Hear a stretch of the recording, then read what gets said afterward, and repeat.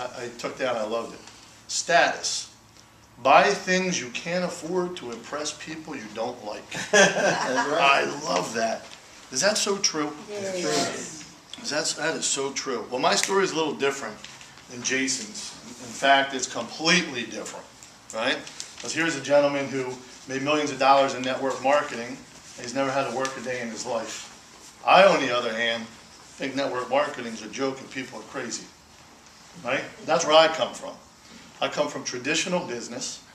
You go out and you make your money the old-fashioned way, 40 hours a week, or for me, 80 hours a week, 90 hours a week for 40 years.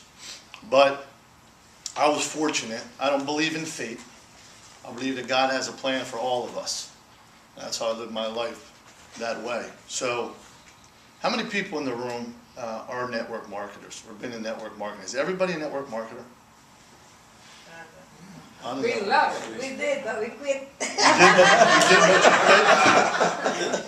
quit? Why'd you quit? What's your name? Edith. Edith, why'd you quit? Well, the leader, my upline, quit, so I quit. Your upline quit? Why did he quit? I don't know, I have no idea. You have no idea. Yeah. Okay. So you understand my experience with network marketing, right? That's what I heard my entire life. So as I'm out running businesses and I'm working and I'm making money, people are coming at me, hey, join Amway. I think I was in Amway. I think I probably actually joined 5 or 6 different network marketing companies over my lifetime, but I never actually did anything. If I'm doing business with Doc, and he's in Amway, right? And I built custom homes at one time. So if he's one of my suppliers, he owns a lumber company, comes to me and says, hey, I'm in Amway, you got to take a look at this. I would just simply do this. That sounds great, Doc. Here, here's my credit card, put me in, right?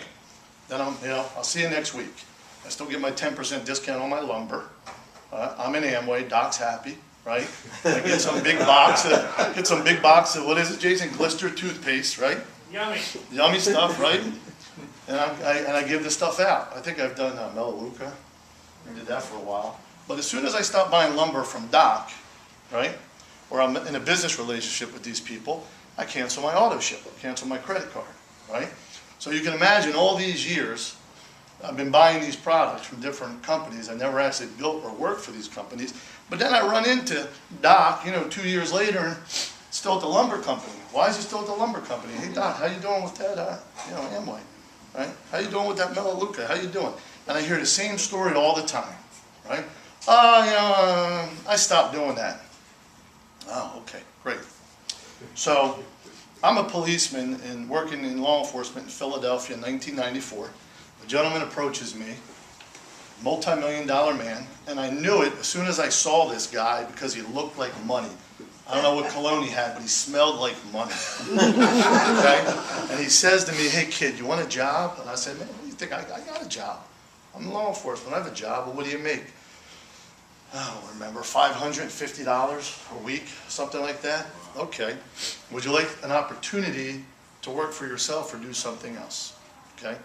So there's one thing I knew innately, even as a younger man, was that if you want something, right?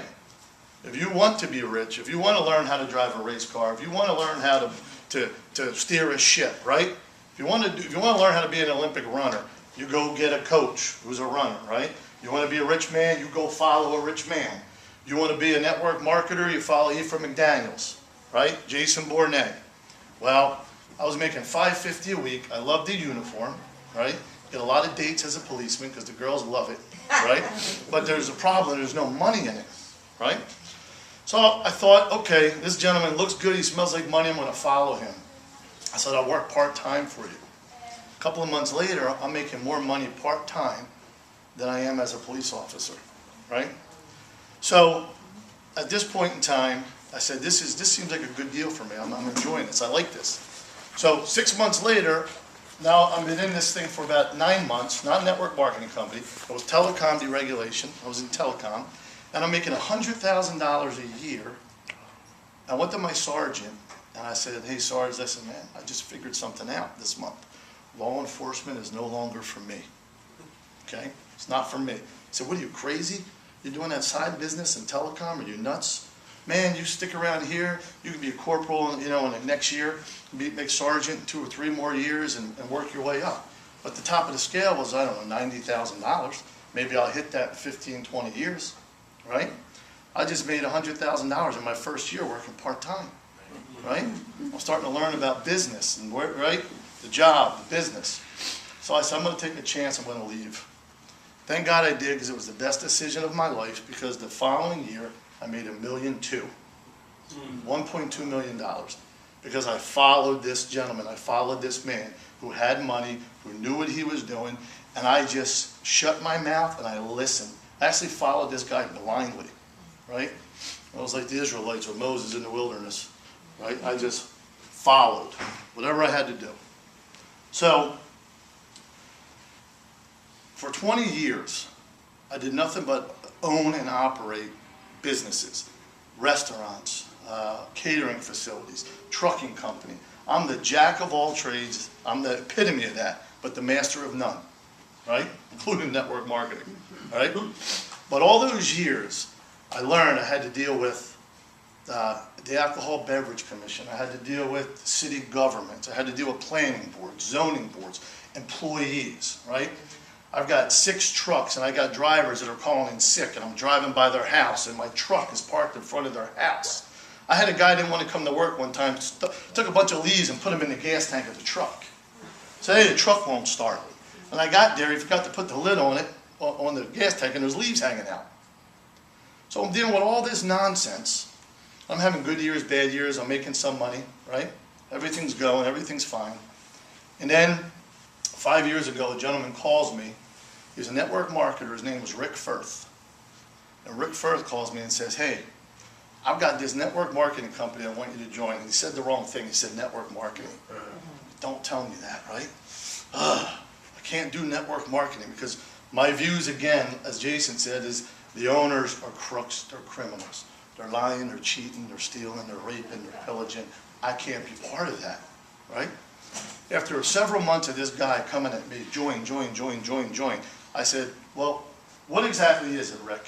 And the only reason I listened to Rick is because Rick made about $12 or $13 million in his lifetime, right? And he was actually a friend of the gentleman who paid me the $1.2 million in '95. So even though this guy was actually broke today, right? Imagine that, network marketer broke, but it was true. He's a network marketer, he's broke, he's after me, but he had made a lot of money in his lifetime, and I always listen to everybody, I listen to everything. I don't judge anybody, that's his choice, right? Now the guy was married 4 times, so each wife, I think, walked away with $3 million. So he wasn't good at marriage, but he was good at making money. So after this guy hounding me for months and months and months, he says, Mike, can you please just look at this? And I'll never forget it. I'm sitting in my kitchen. I'm on my computer, and my attorney, high school friend, is sitting next to me, and he was fixing my laptop, doing something for me. He calls me and says, just look at the website. So it was, you know, God, like I said, God guides us. So I'm sitting there on my computer, no problem. Sure, what is it? I tap it in, and all of a sudden this comes up. Turn your light switch and earn money. I go, what the heck is this? And I read a little more, and it's energy. And I said, what is this? He said, it's energy deregulation. I said, energy deregulation? Wait a minute, energy, what is that? He said, you don't know they deregulated the energy market? I said, no. He said, you don't watch TV? I said, I'm too busy working. I said, I have no idea what this is. As I dig in a little deeper, I found out basically I could tap in to the $1 trillion energy business, right? And then you get the videos and they're popping up, and Bill Gates is saying this, and Warren Buffett's saying this. Wait a minute. If Bill Gates is saying this and Warren Buffett's saying this, now I've got billionaires telling me what to do, right? And Jason Burnett always says this, right? The key to understanding or becoming brilliant, right, is to admit you're stupid, right? And as I told you earlier, I am never the smartest guy in the room unless I'm alone. I have no problem admitting I'm stupid.